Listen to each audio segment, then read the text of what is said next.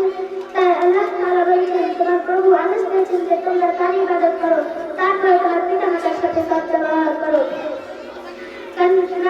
আল্লাহ তাআলা আরো বলেছেন যে তাদেরকে উফ শব্দ পর্যন্ত বলবে না। আমাদের নবী সাল্লাল্লাহু আলাইহি ওয়াসাল্লাম জিজ্ঞাসা করা হলো যে আপনাকে, তখন আমাদের নবী সাল্লাল্লাহু আলাইহি ওয়াসাল্লাম বললেন, তোমার মা, তোমার মা, তোমার মা, তারপরে তোমার বাবা। আল্লাহ যেন আমাদের